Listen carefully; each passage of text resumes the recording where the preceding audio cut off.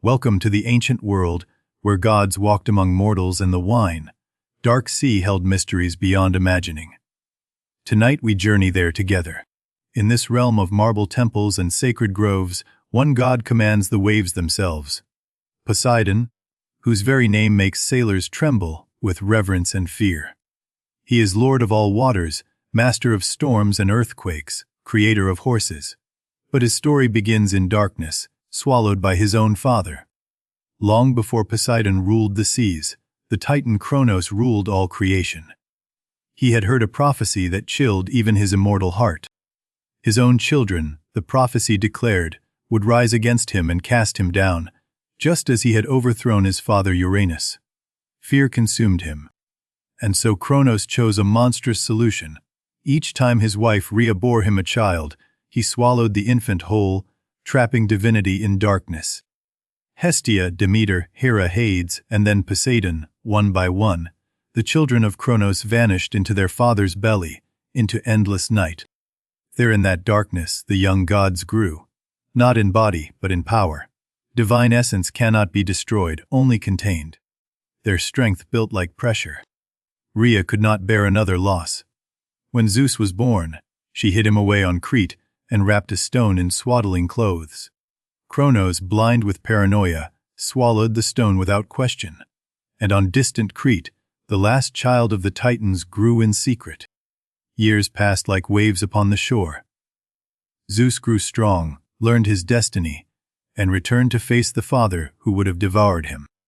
With cunning rather than force, Zeus gave Kronos a draught that churned his immortal stomach. And at last, the swallowed gods were freed. Poseidon emerged into light for the first time in an age, gasping the sweet air of freedom. His siblings rose beside him, radiant with fury. The children of Kronos stood united against their father. Divine war was declared, the Titanomachy. A conflict that would shake the very foundations of existence. Deep beneath the earth, the Cyclopes heard of the gods' rebellion. These one-eyed giants forged gifts for their liberators, weapons of terrible power. For Zeus, a thunderbolt that could split mountains. For Hades, a helm of darkness to render him unseen. And for Poseidon, the mighty trident. Poseidon lifted the trident for the first time. Power surged through him, the sea answering, the earth trembling, storms gathering at his command. Armed with divine weapons and burning with righteous rage, the gods marched to war. Poseidon's journey to become lord of the seas had begun. Who is Poseidon, this god who commands the waves? To understand him, we must know the depths of his power and the breadth of his domain. First and foremost, he is god of the sea. Every drop of salt water, from the smallest tide pool to the vast ocean depths, answers to his will. The Greeks called the sea wine dark, a realm of beauty and terror intertwined. Poseidon embodies both, the gentle harbor and the killing storm. When his mood turns dark, Poseidon becomes the storm bringer. His fury manifests as hurricanes that splinter ships and drown the proudest sailors. Sailors learn to read his moods in the changing sky. A calm sea was his blessing, a rising wind, his warning, a sudden squall, his wrath. But the sea is not his only domain. Poseidon is also the earth shaker, god of earthquakes. When he strikes his trident upon stone, the very ground trembles. The ancients believed earthquakes were his footsteps beneath the earth, or the pounding of his trident in underwater caverns, sending shockwaves through stone. Perhaps most surprisingly, Poseidon is also god of horses. Legend says he created the first horse, striking a rock and bringing forth the noble creature. The horse's flowing mane echoes the waves, its thundering hooves the pounding surf.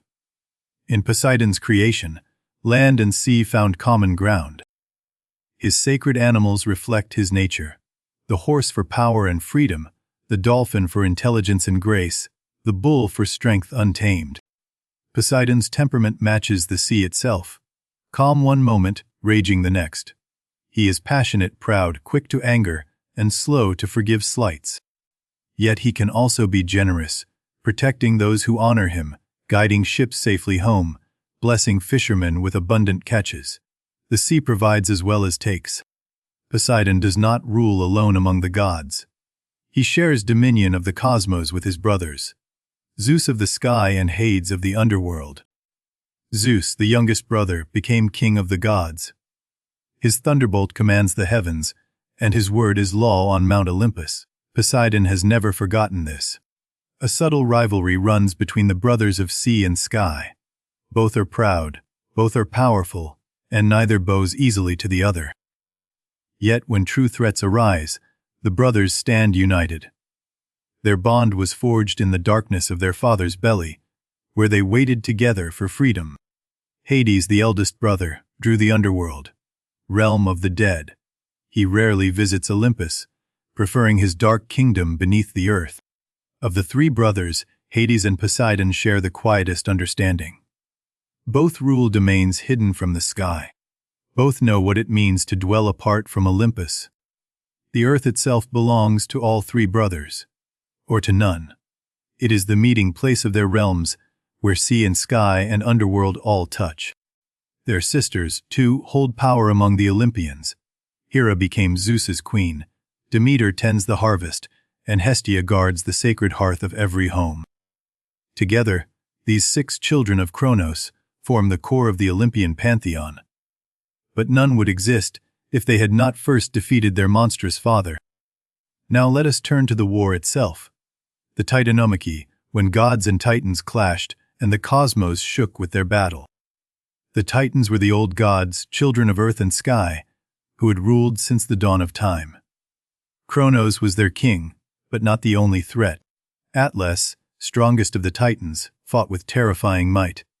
His arms could wrestle mountains, his endurance seemingly endless.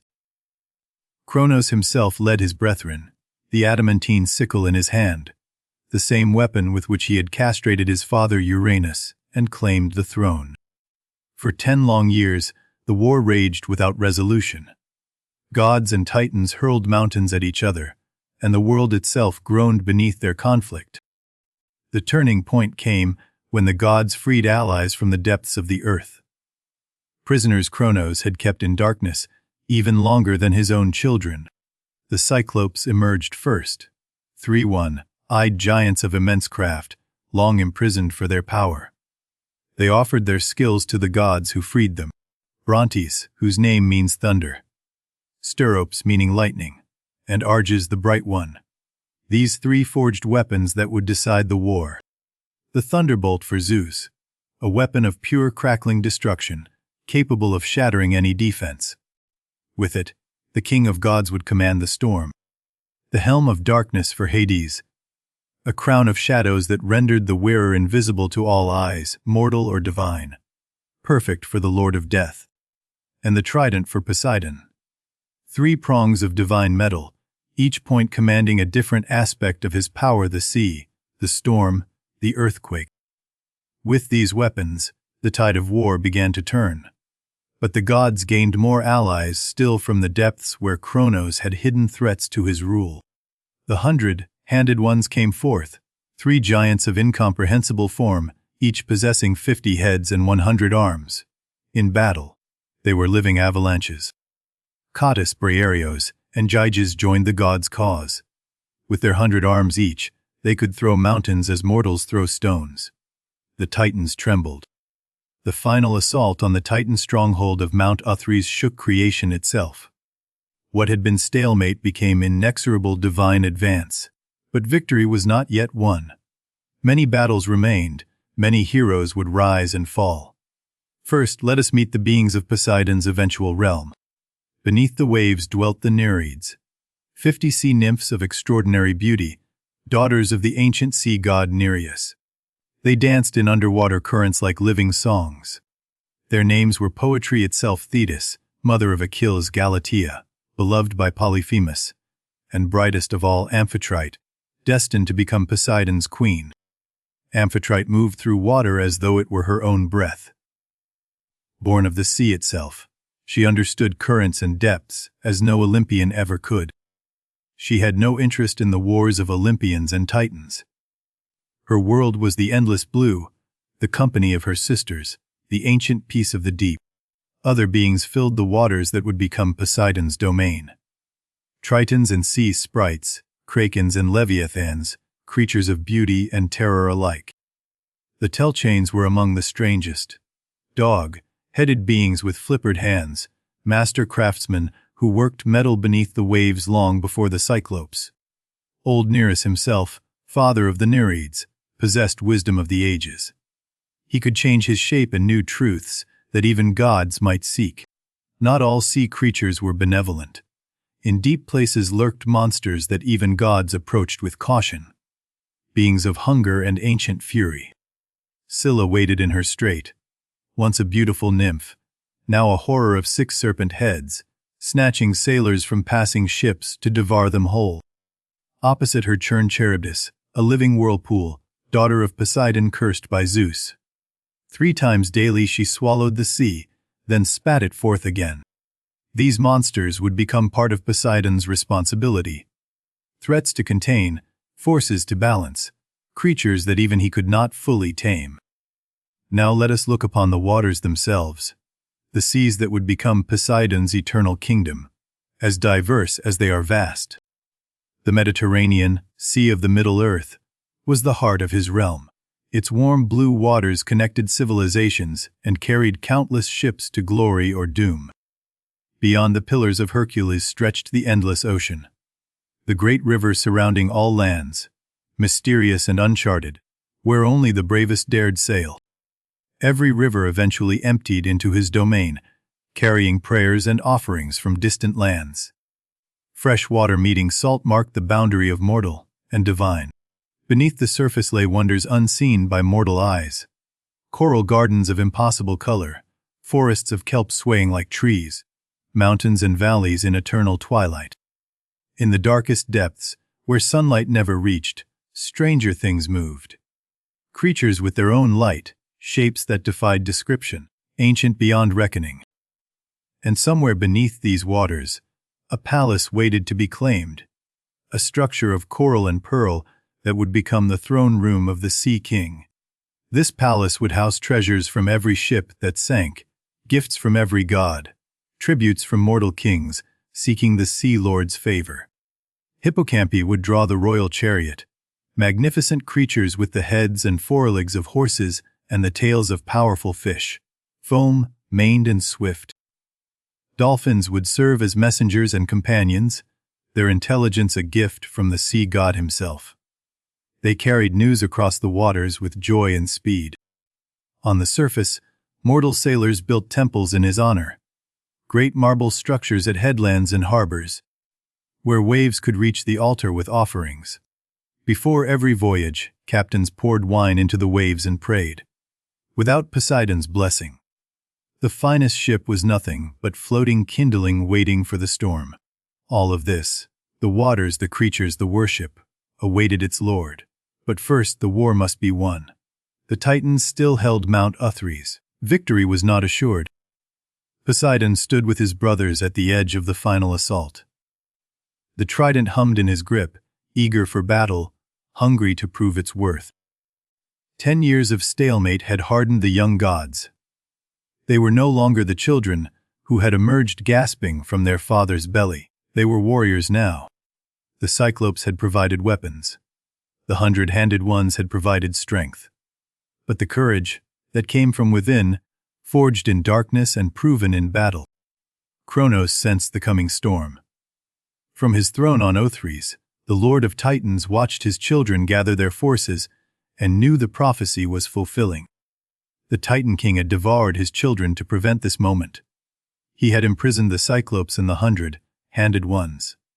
Still, fate found a way. For what father truly destroys his children? Divine essence cannot be annihilated. In his belly, he had only given them time to grow strong. The allies were assembled. The weapons were forged. The brothers stood united. The stage was set for the greatest battle creation had ever witnessed. Amphitrite, far below in the peaceful waters, sensed something changing in the currents above. She did not yet know that her world was about to transform. In Olympus, not yet the seat of power it would become, the goddesses waited and watched. Hera, Demeter, Hestia, their brothers' fates were their own. The sky darkened. Thunder rolled without rain. The earth trembled with the gathering of divine forces. The Titanomachy was entering its final act.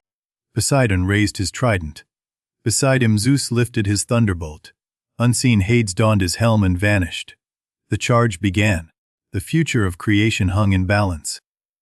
The final battle of the Titanomachy began with thunder. Zeus hurled the first thunderbolt, splitting the sky itself with divine fury made manifest. Poseidon felt the sea rise within him, answering his rage. He struck his trident against the earth, and the ground beneath Uthres began to shake violently. The 100-handed ones advanced, filling the air with boulders. 300 arms launched stones in endless barrage, darkening the sky with flying rock. Kronos emerged from his fortress, sickle gleaming with terrible light. He would not fall without a fight. He had defeated his own father. He would defeat his sons. Atlas met the charge, wrestling with the 100-handed ones. Even his impossible strength struggled against 300 grasping arms and thrown mountains. Through the chaos, Hades moved unseen. His helm of darkness rendered him invisible, even to divine eyes, as he crept toward the Titan rear lines. Poseidon waded into combat, trident singing as it cut through Titan defenses. Water burst from the wounds in the earth, answering his call to arms. A Titan's blade caught his arm, drawing divine ichor. Pain flared, but with it came something else. Fury pure as the deepest ocean trench. Feel that surge. He answered with a strike that split the Titan from crown to chest. The trident was not merely weapon. It was extension of his divine will made sharp. Zeus fought Kronos directly, lightning meeting sickle in explosions that could be seen from the mortal world below, where humans cowered and prayed to unnamed gods. Mortal observers far below saw only the lights in the sky, flashes of impossible color, sounds like the world ending. They did not understand, they only feared. Poseidon reached the base of Mount Othres. He could feel the ancient foundations, the roots of the Titan fortress, reaching deep into bedrock. He smiled grimly. With deliberate force, he drove his trident deep into the earth. Not to strike an enemy, but to reach the fault lines beneath the mountain itself. The earthquake that followed was not random destruction. It was surgical. Mount Othres groaned as its very foundations began to split and shift and fail. Titans scrambled for footing on suddenly treacherous ground. Their fortress, their symbol of eternal power, was betraying them. Poseidon had turned their stronghold against them. Kronos felt his mountain dying beneath him. Rage twisted his ancient features as he turned from Zeus to find the son who dared shake his throne. Their eyes met across the battlefield. The Titan king who had swallowed him, and the sea god who would help dethrone him. Old trauma met new strength. Kronos charged, sickle sweeping an arc that could have cut the horizon in half. The same blade that had unmade Uranus now sought Poseidon's throat. Poseidon met the charge with the sea's fury. Water erupted from the cracked earth. Not a trickle but a torrent, a geyser aimed at his father's face. The water did not harm Kronos, but it blinded him, disrupted his strike. In that moment of confusion, Poseidon moved, trident seeking vital targets. The trident caught Kronos in the side. Not a killing blow to an immortal, but painful, humiliating. The Lord of Time roared with wounded pride. Kronos' backhand sent Poseidon flying across the battlefield.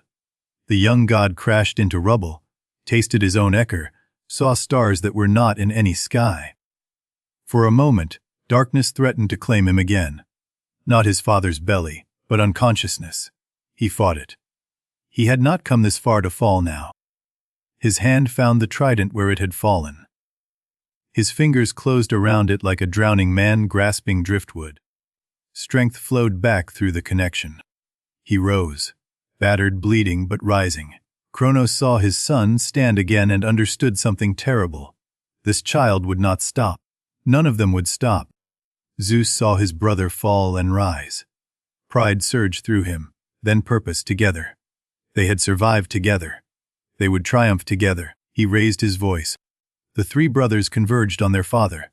Zeus from above, thunder in his veins. Hades from shadow, unseen but present. Poseidon from the trembling earth itself.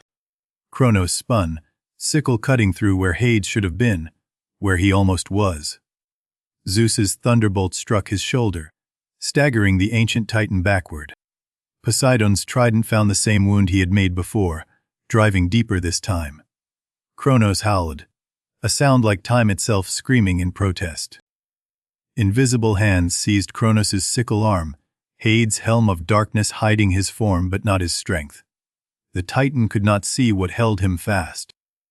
Zeus's final thunderbolt was not merely lightning, it was judgment. It struck Kronos in the chest, carrying 10 years of rage and a childhood of darkness. The Lord of Titans fell. Not dead, immortals cannot truly die, but broken, defeated, his power shattered. The prophecy Kronos had so feared was fulfilled at last. Around them, the remaining Titans saw their king fall. Some fled, some surrendered, some fought on in desperate futility. The war's outcome was no longer in question. Poseidon stood over his father's broken form. He had dreamed of this moment in the darkness of Kronos' belly. The reality felt hollow and strange. This was the being that had swallowed him, imprisoned him in timeless dark. Now that same being lay defeated, diminished, no longer terrible, almost pitiable. Zeus spoke the sentence. Tartarus, the pit beneath the underworld, where Kronos and his loyal Titans would be imprisoned for eternity, justice tempered by mercy. Atlas received special punishment. For his strength that had nearly turned the battle, he would hold the sky upon his shoulders forever, never to rest. The 100-handed ones agreed to serve as jailers of Tartarus, guarding the Titans they had helped defeat. Some bonds transcend victory, duty among them. When the last Titan was imprisoned and the gates of Tartarus sealed, silence fell over the battlefield. The Titanomachy was over. A new age could begin.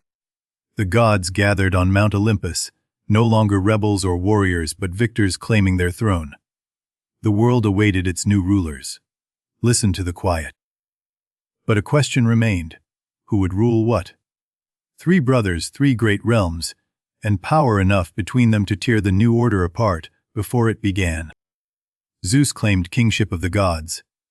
None disputed that the youngest brother had led them to victory. But the realms themselves must be divided fairly. They chose to draw lots. Chance would decide, and no brother could claim the other had been favored. A golden urn was brought, 3 markers placed within. The goddesses watched as witnesses. Hera, Demeter, Hestia, their faces grave. What happened here would shape eternity. The weight of the moment pressed upon all present. Hades drew first. His hand emerged holding a marker of deep black. The underworld, realm of the dead, would be his eternal domain. He accepted without expression. Poseidon reached into the urn, heart pounding despite divine composure. His fingers closed around the second lot. He drew it forth and opened his hand. Blue, deep as the Mediterranean at noon, alive with shifting currents. The sea. All the waters of the world would answer to him. Poseidon exhaled slowly. Zeus drew last. White and gold the sky and all its storms. As king he ruled the gods. As sky lord he commanded the heavens. The cosmos was divided. The earth alone remained common ground, shared by all 3 brothers, belonging fully to none. It would be the meeting place of sky, sea, and underworld forever. Poseidon looked toward the distant sea, visible even from Olympus's height, his domain, his responsibility, his kingdom. The weight of it settled upon his shoulders. He descended from Olympus that very day, drawn toward the waters as iron is drawn to lodestone. The sea called to him, and he answered. At the shore, he paused. Waves lapped at his feet, his waves now, recognizing their master. The water was warm, welcoming, almost joyful at his presence. He walked into the Mediterranean without hesitation. The water rose to his ankles, his knees, his waist, then parted around him, creating a path into the deep. Down and down he went, pressure that would crush mortals merely caressing him as he passed. Fish swam alongside him, curious, unafraid. Schools parted like courtiers. The underwater world revealed itself to him. Coral formations in impossible colors, forests of kelp swaying in currents, creatures he had no names for yet. Wonder filled him. In the deepest part of the sea, he found what would become his throne room. A natural amphitheater of stone and coral, ancient and waiting. Here he would build. Here he would rule. The palace that rose in his mind's eye would surpass any structure on land, worthy of the Lord of Seas. He struck his trident against the seafloor, and the ocean answered. Coral grew at impossible speed, weaving itself into walls and columns at his command. Pearls embedded themselves into the structures as they formed. Not decorations added later, but bones of the building itself, gleaming with soft internal light. From the seafloor, gold and silver rose, gifts from sunken ships, tribute from the earth below, metal that bent to his will and became pillars and doors. The Telchines emerged from their hiding places, these ancient craftsmen of the sea, offering their skills to the new lord. Poseidon welcomed them as subjects and artists. With Telchine help, the palace grew more magnificent still. They knew secrets of undersea construction that even gods must learn. Craft joined power in creation. A throne took shape at the heart of the palace. Not coral this time, but living shell and stone. A seat that belonged nowhere else in creation. When Poseidon sat upon it for the first time, something fundamental shifted in the cosmos. The sea recognized its king, and the recognition was complete. Above, sailors felt the change though they could not name it. The sea seemed more alive, more present, more watchful. Something ancient had awakened, or been born. The Nereids came to pay homage, 50 daughters of Nereus swimming in graceful procession. They brought gifts of pearls and songs older than the war of gods. Old Nereus himself came, bent with ages the Titans would envy, offering prophecies and wisdom to the young king. Poseidon listened with respect. The great sea creatures presented themselves. Whales that sang songs of the deep, serpents longer than any ship, octopi wise beyond their strange forms. Even Scylla and Charybdis acknowledged him, though they could not be tamed. They were forces of nature, dangers he must manage rather than command. He called forth the hippocampi to be his steeds, horse, fish hybrids of fierce beauty. They would draw his chariot across the surface, and through the depths alike. A golden chariot was crafted, wheels that left trails of foam whether on water or through it. When Poseidon rode, storms gathered and waves rose in escort. On his first ride through his domain, he circled the entire Mediterranean. Every coast knew his passage, every island felt his presence. The sea had its lord. He rose from the waves near Mount Olympus, chariot ascending on a column of water, announcing to his brothers that he had claimed what was his. Zeus watched from his throne, thunderbolt idol in hand. A smile crossed his face, one part pride, one part calculation. The balance of power had shifted. Hades, visiting briefly from below, nodded once to his brother. The Lord of Dead understood the weight of a kingdom better than Zeus might. Poseidon was king now. Poseidon descended back to his palace beneath the waves. He sat upon his throne, trident across his knees, and surveyed his kingdom. He had become Lord of Seas. From prisoner in his father's belly to king of all waters. The journey had been long and bloody, but it was complete. Or so he believed. His throne room gleamed with accumulated treasure. His subjects swam through coral halls. His power echoed in every wave. What more could a god desire? The answer came to him in the form of a face, a memory of the Nereids' procession, one face among 50 that he could not forget. Amphitrite. He had seen her for mere moments during the tribute ceremony. She had not sought his attention. In fact, she had seemed to avoid his gaze deliberately. That avoidance intrigued him more than any flattery could have. She was the most beautiful of Nereus's daughters, and she did not seek royal favor. Fascinating. He sent for her, a polite summons, appropriate for speaking with a daughter of Nereus. The messenger returned alone, bearing her refusal. She would not come.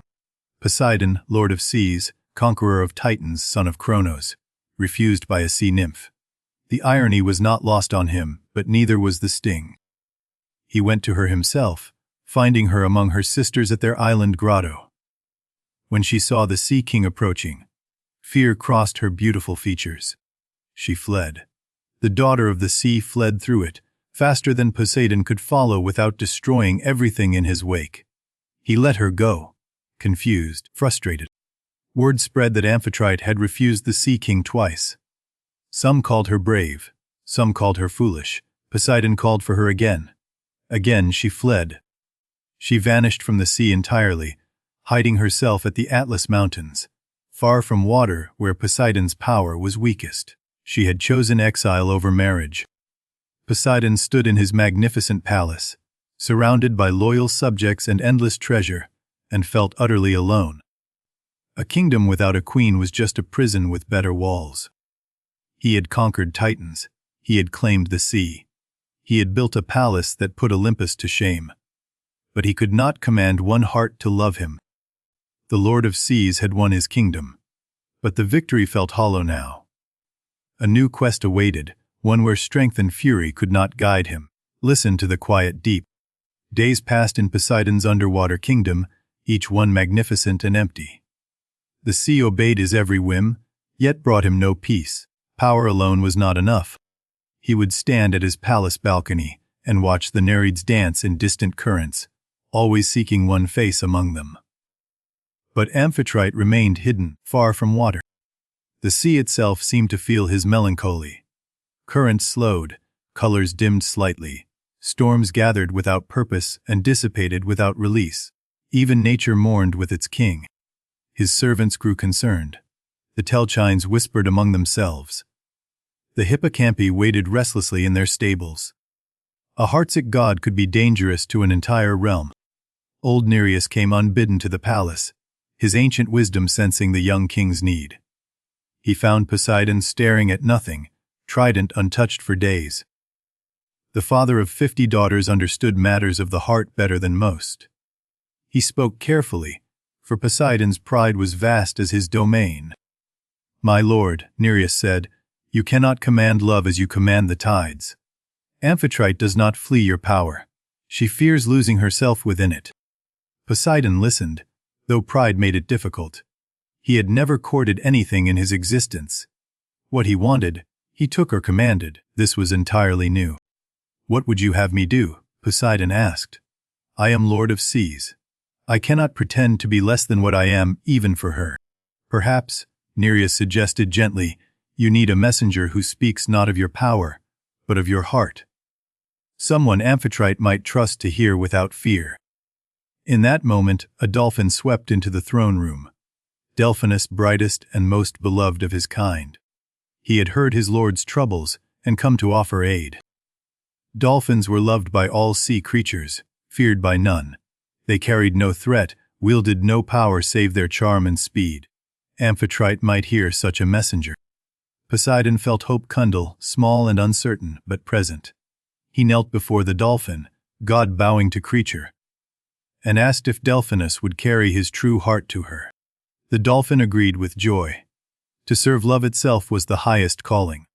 Delphinus would find Amphitrite wherever she hid, and speak words that Poseidon himself could not. "What should I say?" Poseidon asked, and for the first time in his immortal life, the god seemed uncertain. He had commanded armies, not composed love letters. Nereus smiled. "Tell her the truth, my lord. Not of your kingdom's glory, but of its emptiness without her. Not of what you offer, but of what you feel." Poseidon spoke then, haltingly at first, then with growing honesty. He told of loneliness in splendor, of watching her once and never forgetting, of wanting a partner, not a subject. He promised not to command her. He would not force her return. He asked only that she hear him, truly hear him, and then decide freely. Delphinus listened to every word, memorizing not just the message but the emotion behind it. Then, with a flip of his tail, he departed on his quest. The dolphin left the sea entirely, finding rivers that led inland, following waterways to their highest sources, approaching the Atlas Mountains where water became scarce and precious. Poseidon could only wait, the hardest task for any being of action. He sat upon his throne and watched the waters for Delphinus's return, counting each current. Time moved strangely for waiting gods. Each moment stretched, filled with doubt. Had Delphinus found her? Would she listen? Would his words matter at all? He dreamed of her. Amphitrite as he had seen her. Grace and beauty flowing through water like light through crystal. The image haunted his sleeping and waking mind alike. Meanwhile, high in the Atlas Mountains, Amphitrite lived in uncomfortable exile. She missed the sea with an hate that never faded, but fear of Poseidon kept her away. She was not made for this dry world. Her skin dulled without proper water. Her hair hung limp without currents to lift it. She was fading slowly. When Delphinus found her by a mountain pool, she first thought Poseidon had sent force to drag her back. But the dolphin came alone, without threat, asking only to speak. He spoke Poseidon's words faithfully, not of thrones and treasures, but of loneliness and longing. Of a god who had everything except what mattered most. Can you see it? He promised her freedom, Poseidon's own vow. Return or stay, the choice would be hers alone. The Sea King bound himself to honor whatever she decided. For the first time, Amphitrite considered Poseidon not as threat but as possibility. A lonely king, powerful yet incomplete. Perhaps they were not so different, two beings alone. She did not answer Delphinus immediately. Some decisions cannot be rushed, especially those that shape eternity. But hope had been planted where only fear grew before. The story continues. In the Atlas Mountains, Amphitrite sat with Delphinus through a long night. She asked questions about Poseidon. Not his power, but his nature, his heart, his truth. The dolphin answered honestly. Yes, Poseidon had a fearsome temper. Yes, his pride could shake the earth. But beneath that, loneliness deeper than any ocean trench. He told her of the darkness inside Kronos, how the young gods had clung together in that timeless prison. Some wounds, Delphinus said, never fully heal. By dawn, something had shifted in Amphitrite's heart. Not love, not yet, but the possibility of it. The willingness to try where before only fear had lived. She looked toward the distant sea, barely visible as a blue line on the horizon. Her home, her element, perhaps also her future, if she was brave enough. I will return, she told Delphinus. Not as captive or conquest, but to meet him as equal. If he cannot accept that, I will leave again forever. Delphinus leaped with joy, spinning in the mountain pool. He would race ahead with the news. He would prepare his lord for this gift beyond any treasure. The journey back to the sea took Amphitrite several days. With each step toward water, her strength returned. Her skin regained its luminescence. She was coming home. When she finally waded into the Mediterranean, the sea embraced her like a long-lost daughter. Currents welcomed her, fish gathered in greeting, the water sang her name. Poseidon waited at the boundary of his palace grounds. Not on his throne, not with his trident, but standing simply as himself. Delphinus had told him to show humility. When he saw her swimming toward him, his breath caught despite having no need to breathe. She was more beautiful than memory, more real than any dream. They met in open water, neither seeking advantage of position. She studied him carefully, this god who could destroy fleets with a thought, now trembling before her. You made me a promise, she said. Her voice was like deep currents, cool and strong. You swore I would be free to choose. Do you remember? I remember, Poseidon answered. And I keep my word. If you wish to leave after we speak, the sea will part before you, and none shall follow. She circled him slowly, seeing him not as threat, but as possibility. He let her look, made no move to impress or intimidate. He simply was himself. Why me? She asked finally. You could have any goddess, any nymph. Why pursue one who fled from you when others would run toward your throne? Because you fled, Poseidon admitted. Because you saw me and chose honesty over advantage. In all my existence, no one has ever simply told me no. He told her of sycophants and favor, seekers, beings who agreed with his every word, who praised his every action. None of them were real. None of them saw him. But you, he said, looking at her with wonder. You saw the god and chose yourself over safety. That is strength I have sought in allies through war. I do not want a subject on my throne, Poseidon continued. I want a partner. Someone to tell me when I am wrong. Someone to share eternity with. Amphitrite listened to all of it. When he finished, silence hung between them, pregnant with possibility. The sea itself seemed to hold its breath awaiting her response. She reached out and touched his face, the first contact between them. Her fingers traced the weathered lines of his jaw, the ancient depth of his eyes. I will try, she said. The words were enough, more than enough. Poseidon released a breath he had held since she left, and the sea released it with him. He did not grab her or claim her. He simply smiled, and for the first time, Amphitrite saw not the storm god, but something gentler. She found herself smiling back. Their courtship unfolded slowly, unlike anything the sea had witnessed. The Lord of Oceans learning patience. The reluctant bride discovering that power need not mean cruelty.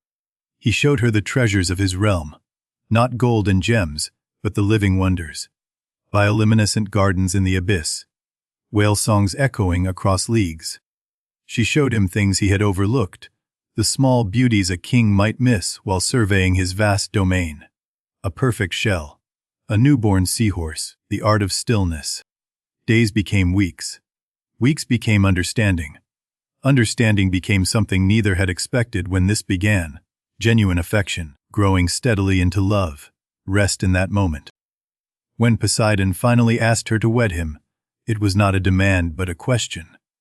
She answered yes, not from fear, but from her own heart's certainty. The wedding of the sea god and the Nereid was celebrated throughout the ocean realm. Every creature from the smallest shrimp to the greatest whale bore witness. The Nereids sang songs older than human memory, their voices harmonizing with whale calls and dolphin clicks. The music would echo in sea caves forever after. Old Nereus gave his daughter away with tears of joy. He had worried for her, and now saw her chosen position rather than captive. A father's relief is profound. Poseidon placed a crown upon Amphitrite's head, coral and pearl wrought by Telchine hands, marking her not as consort, but as queen, equal in dignity if not domain. She took her place beside his throne, a second seat of equal height, carved from the same sacred coral. No one would mistake which was lesser, for neither was. Even Olympus sent congratulations. Zeus himself appeared briefly, raising a cup to his brother's happiness.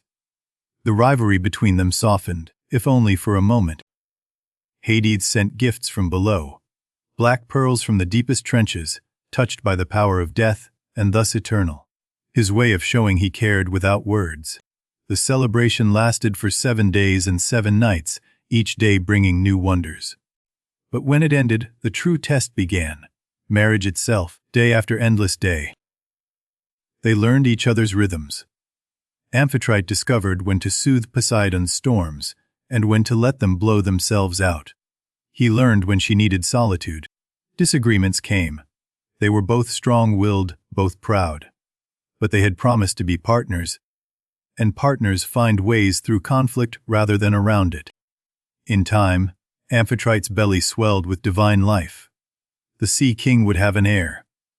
The Queen would have proof that their union was blessed by fate itself. Triton was born amid a storm of celebration. Half man, half fish, all divine. His first cry was echoed by every dolphin in the Mediterranean, announcing the prince. Poseidon held his son with trembling hands. He who could shatter mountains was terrified of dropping this small perfect being. Fatherhood transforms even gods. The boy grew swiftly, as divine children do. Soon he swam circles around his parents, his laughter the brightest sound in the underwater halls. Poseidon gifted his son a conch shell that could command the waves. Not his own trident, but a power of his own. Triton would be herald of the seas. When Triton blew that shell, sea creatures obeyed. Storms calmed at its sound.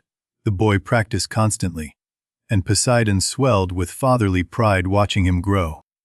But a god's happiness cannot remain unchallenged. The wider world demanded Poseidon's attention. Conflicts, rivalries, tests of his authority. The peaceful domestic years could not last forever. The first challenge came from an unexpected quarter, Not monster or enemy god, but Athena herself, goddess of wisdom, over a prize both desired, the great city of Athens. Both gods wanted the city's worship. Both claimed connection to its people. Zeus, ever the politician, declared a contest. Whoever gave the better gift would win the city. Poseidon struck his trident into the Acropolis rock, and from the wound burst a spring of salt water. The sea within the land, his gift to the city. But Athena's gift was subtler, an olive tree, its branches promising oil for lamps, cooking commerce. Not dramatic but practical. The city chose wisdom over spectacle. Poseidon's rage at losing shook Athens to its foundations. But Athena stood firm, and Zeus warned his brother against destroying what he could not win. Humiliation burned. Amphitrite met him when he returned to the sea, still seething. She did not tell him he was right. She simply sat with him until the storm passed. In time, he accepted the loss. Athens would worship Athena, but sailors still prayed to Poseidon. The sea remained his. One city was not worth eternal war. Other challenges proved more concrete. Sea monsters that defied even divine authority. Beasts that threatened ships and coastlines, requiring the Sea King's direct intervention. Scylla and Charybdis required constant vigilance. He could not destroy them. They were forces of nature. But he could mark their waters, warn sailors of the passage between death and death. Ships still sank, sailors still drowned. This was the nature of the sea, giver of life and taker alike. Poseidon learned that ruling did not mean preventing all tragedy. He reserved his wrath for those who insulted his honor. Odysseus, who blinded his son the Cyclops, wandered 10 years for that crime. The sea god's memory was long. But he could also show mercy. Sailors who gave proper tribute, cities that honored him. Those lost at sea who called his name. Many found his protection when they needed it most. Years flowed into decades, decades into centuries. Amphitrite aged not at all by his side. Triton grew into a warrior prince. The dynasty was secure. From Olympus, Zeus watched his brother's realm with something approaching envy. The sky was vast but empty.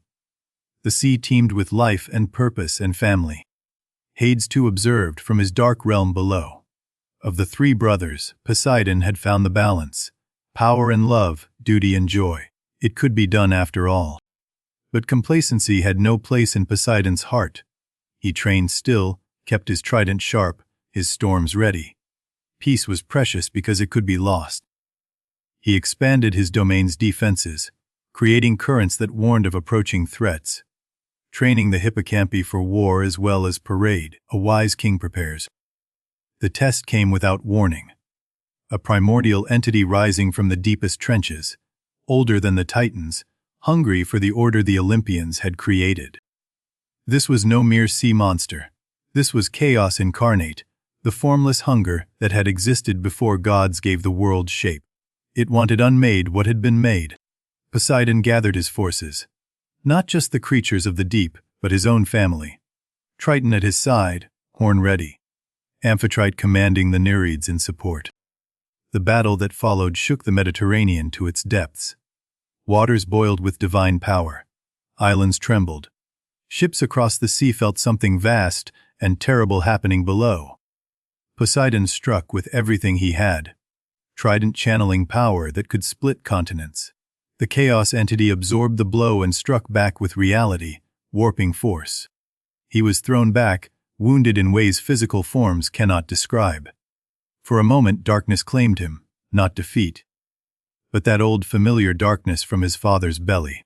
In that darkness, he found not fear but fury. He had escaped that prison once. He had built a kingdom. He had found love. He would not fall to chaos now. Triton's horn sounded, the call to rally. The sound cut through chaos itself, giving Poseidon something to orient toward.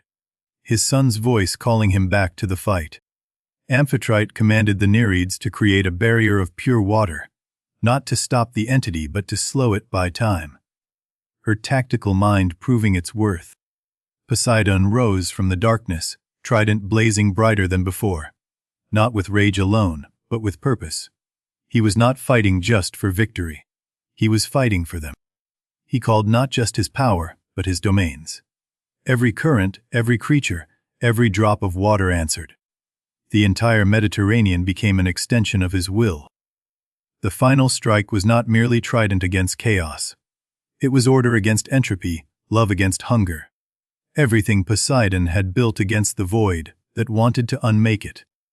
The chaos entity did not die. Such things cannot truly die. But it was broken, diminished, driven back into the trenches from which it had emerged, bound there by Poseidon's will. When the waters finally stilled, Poseidon floated exhausted in the deep. He had given everything. But his family was safe.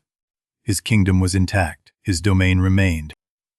Amphitrite reached him first, wrapping her arms around him, holding him up when his strength had fled.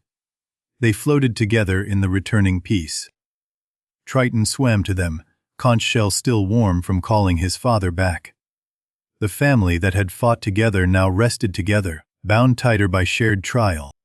From across the realm, sea creatures emerged from hiding to find their king victorious. The dolphins danced, the Nereids sang. The very currents swirled in celebration. Olympus itself took note. Zeus descended personally to congratulate his brother, genuine admiration replacing the old rivalry, if only for this moment. "You have done well, brother." Even Hades sent acknowledgement. A single black rose that bloomed in water, symbol of death's respect for one who had defied oblivion. The brothers three, each in their domain. In the days that followed, Poseidon's reputation reached its zenith. Not merely lord of seas, but defender of creation itself. The god who held chaos at bay. Temples multiplied on shores around the Mediterranean. Every sailor knew that Poseidon was not merely to be appeased, but honored. He had earned worship, not demanded it. Amphitrite stood beside him through it all. Queen in truth as well as title. Those who came seeking the Sea King's favor learned to seek hers as well. Triton commanded the defensive currents now, his father's heir apparent in all but the throne itself. The prince had proven himself in battle. The dynasty was strong. Poseidon stood one day at the highest point of his underwater palace, looking out across a realm that finally, truly felt like home. The journey was complete. From prisoner in his father's belly to king of all waters. From lonely ruler to husband and father. From warlord to protector. The transformation was whole at last. The sea would have its challenges.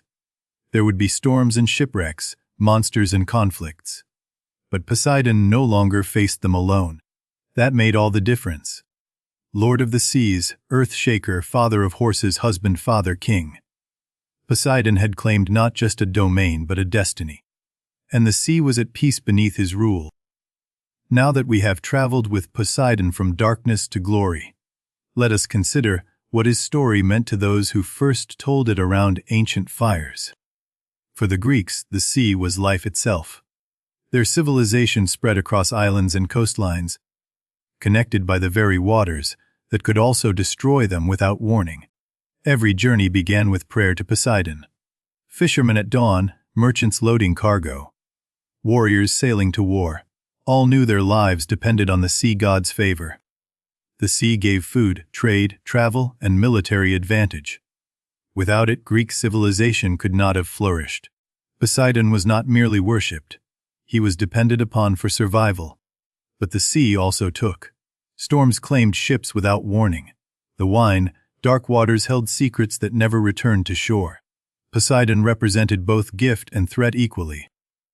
This is why he was portrayed with such complex temperament. Generous to those who honored him, terrible to those who forgot. The sea itself taught this lesson daily. Greeks built temples to him on headlands where waves could reach the altars. Cape Saunion's temple stood white against blue sky and bluer sea, visible to all passing ships. Corinth, city between two seas, made Poseidon its patron. At the Isthmian Games held in his honor, athletes competed for crowns of pine, sacred to the sea god. Sailors carried small images of the god aboard their ships, not from superstition alone, but from genuine belief that he watched over those who crossed his waters respectfully. As earth shaker, Poseidon explained earthquakes in a world without seismology. The ground trembles because a god moves beneath it. Mystery became story. Fear became understanding of a kind. His creation of horses linked him to land as well as sea. Cavalry commanders honored him. The flowing mane of a running horse echoed waves in Greek eyes. In this way, Poseidon touched nearly every aspect of Greek life.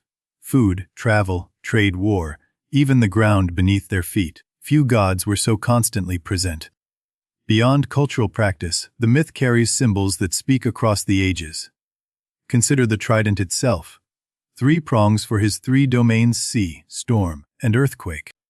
The number 3 recurs throughout Greek mythology. 3 brothers dividing the cosmos, 3 fates, 3 furies. It represents completeness. The minimum number that creates stable structure. Poseidon's imprisonment in Kronos' belly represents the suppression of new life by old power. Children consumed by parents, change devoured by tradition. Every generation faces this struggle. His emergence and victory show that such suppression ultimately fails. The new will rise. Change cannot be prevented forever, only delayed. Time devours, but time also. The division of the cosmos among brothers speaks to how power must be shared. Even among gods, one alone cannot rule everything. Cooperation creates stable order. Poseidon's love for Amphitrite shows that conquest is not the only form of strength. The god who could command waves learned to ask for love instead of taking it. The dolphin Delphinus as messenger suggests that sometimes we need intermediaries. Voices that can speak for us when our own power intimidates rather than attracts. Amphitrite's initial flight is not weakness, but self-preservation.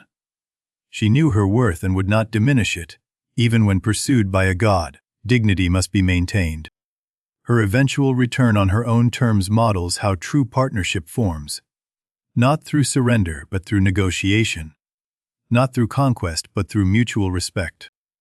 The contest with Athena for Athens reminds us that even gods do not win every competition. Graceful acceptance of defeat shows more wisdom than victory sometimes can. His olive versus her salt spring, the practical versus the impressive. Sometimes the quiet gift outlasts the dramatic one. Wisdom can defeat raw power. The sea itself symbolizes the unconscious mind in many interpretations. Vast, deep, full of treasures and monsters alike, Poseidon rules what lies beneath awareness. What universal truths does Poseidon's story hold? First, that power alone does not bring fulfillment. His kingdom was empty until he found someone to share it with. Second, that change requires struggle. Poseidon earned his place through war, through patience, through growth. Nothing worth having came without cost or effort. Third, that family, whether born or chosen, provides strength beyond self. When chaos threatened, Poseidon fought alongside wife and son. Together they achieved what none could alone. Fourth, that nature commands respect but not worship of mere fear. The sea gives and takes. Understanding this balance is wisdom. Neither ignore danger nor refuse to sail. Finally, that stories themselves carry power across millennia. The myths Greeks told around their fires reach us still, speaking truths that outlive the civilizations that birthed them. Poseidon endures not because the Greeks were right about how the world works, but because they were right about how humans work. That is the power of myth eternal. The story of Poseidon did not end with ancient Greece. Like the tides he commanded, his legend has flowed through centuries, changing shape but never disappearing entirely. When Rome conquered Greece, they did not destroy its gods, they adopted them. Poseidon became Neptune, wearing Roman robes but carrying the same trident, ruling the same waters. Roman sailors prayed to Neptune as fervently as Greeks had prayed to Poseidon. The Mediterranean remained the same, regardless of what language called upon its lord. The great statue of Neptune at Rome's harbor blessed countless voyages. Ships departing for distant provinces passed beneath his bronze gaze, seeking protection for journeys long. When Christianity spread across the Roman world, the old gods faded from temples, but not from memory. Poseidon and Neptune became figures of literature rather than worship. Medieval sailors still feared the sea's wrath, though they gave it different names. Tales of sea monsters and storm demons echoed the ancient stories of Poseidon's power. Mapmakers drew Neptune in the corners of their charts, blowing winds or riding waves. Even unnamed. The Sea King appeared wherever humans tried to understand the ocean. The Renaissance brought the old gods back to vivid life. Artists competed to depict Neptune. Bernini, Giambologna, countless others gave the Sea King new form in marble and bronze. The Trevi Fountain in Rome places Neptune at its heart still. Tourists throw coins into his waters, unknowingly continuing rituals thousands of years old. Some traditions never truly end. In literature, Poseidon appears again and again. Homer's Odyssey made him the antagonist who drove Odysseus across the sea for 10 long years, unforgettable in his wrath. Shakespeare knew him as Neptune, invoking his power in plays from The Tempest to A Winter's Tale. The sea god speaks even through playwrights born millennia after his worship ended. Modern fantasy and fiction embrace Poseidon eagerly. From Percy Jackson to countless other tales, the sea god finds new audiences in each generation, his stories retold and reimagined. The trident itself has become universal symbol. Sports teams, military insignia, corporate logos. The three-pronged weapon appears everywhere. Its meaning understood without explanation needed. Ocean conservation efforts sometimes invoke Poseidon's name, recognizing that the ancient Greeks understood something we are relearning. The sea demands respect, not exploitation without limit. Astronauts have named features on distant moons for Neptune and his realm. The god who once ruled the Mediterranean now has his name written across the solar system. Every time someone feels awe at the ocean's power, every time waves humble human ambition, Poseidon is there in spirit. The emotion he represented has not changed. From Bronze Age sailors to modern cruise passengers, from fishermen to naval admirals, the sea has demanded and received humanity's respect. That is Poseidon's truest legacy, not faith, but understanding. The Lord of Seas lives on wherever waves break upon shores, wherever storms test human courage, wherever the deep blue calls to something ancient in our souls. He endures. And so we come to the end of our journey with Poseidon, Lord of the Seas. We have traveled far together through darkness and light, war and love. We witnessed his imprisonment in Kronos' belly and his emergence into light. We saw him claim his trident and march to war against the titans who ruled before.